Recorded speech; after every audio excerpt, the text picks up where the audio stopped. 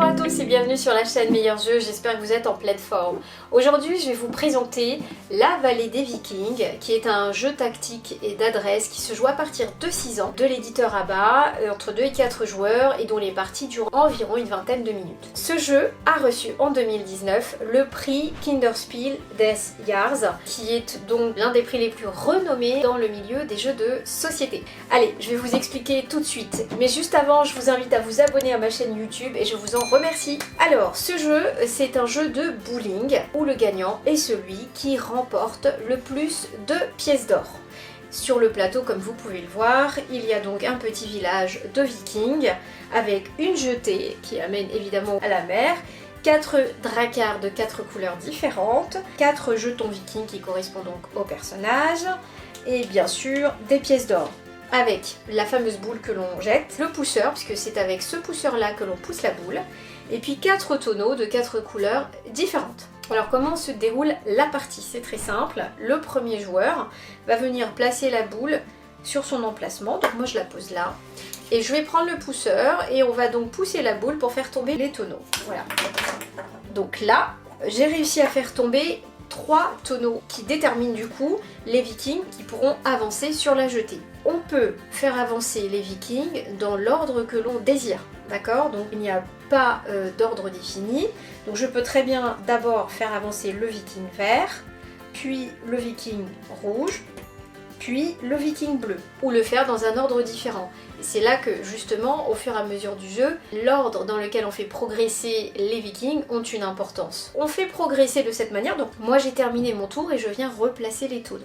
Je ne suis pas obligée de venir replacer les tonneaux sur les 4 trous entourés de pierres qui étaient l'emplacement de départ. Je peux très bien les placer où je le souhaite, là où il y a des trous. Voilà, ça peut être de cette manière, ça peut être de cette manière, etc. Et donc l'emplacement a une importance au fur et à mesure du jeu parce que selon où on place les tonneaux, on arrive plus ou moins à les faire tomber. Et c'est en ça que c'est tactique, puisque c'est de cette manière qu'on fait progresser les vikings sur la jetée. Donc le joueur suivant, à son tour, va venir faire la même chose, c'est-à-dire qu'il va venir prendre le pousseur et faire pousser la boule.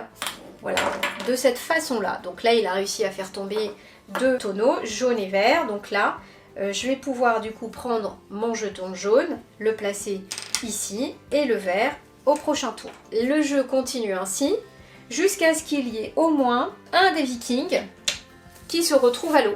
Et à partir de ce moment-là, le tour s'arrête, même si on n'a pas réussi à faire progresser tous ces vikings, mais on stoppe là, et c'est là qu'a lieu la distribution d'or. Déjà pour distribuer les pièces d'or, on le fait dans l'ordre du viking qui se trouve du plus proche de la jetée au viking qui se trouve le plus éloigné. Donc là, en l'occurrence, on va démarrer par le viking jaune. Le viking jaune se trouve sous un drapeau illustré par le viking vert. Ça signifie que le viking jaune remporte une pièce d'or du viking vert. Donc on va venir prendre dans le dracar vert une pièce et la déposer dans le dracar jaune. Là il y a une pièce, mais s'il n'y en a pas, c'est tant pis pour le viking. Ici, le viking bleu, c'est facile, il remporte 3 pièces, cette fois-ci de la banque. Donc on prend les fameuses 3 pièces et on le met dans le dracar bleu. Autre configuration, donc en admettant que le viking rouge soit sous son propre drapeau, là ça signifie qu'il reçoit une pièce d'or de chaque viking. Nous allons venir piocher, donc le viking bleu donne au viking rouge, le viking vert, il n'a plus de pièces donc il peut rien donner au viking rouge, et le viking jaune vient donner au viking rouge. On continue, on progresse de cette manière-là, d'où le fait que ce soit tactique, parce que en fonction de la façon dont on fait tomber les tonneaux, c'est ce qui permet de faire progresser les vikings et donc de bien choisir leur emplacement et l'ordre dans lequel on les place. Et donc c'est un jeu très facile, qui est frais. Au premier abord, c'est pas évident de faire comprendre la logique de la tactique à notre enfant et de lui dire attention, en fonction de la façon dont tu bouges au début les pions, eh bien il y a un viking qui arrivera le plus rapidement dans la jetée qui tombera, qui n'aura rien ou pas, ou de bien choisir dans quel ordre est-ce qu'on les fait progresser.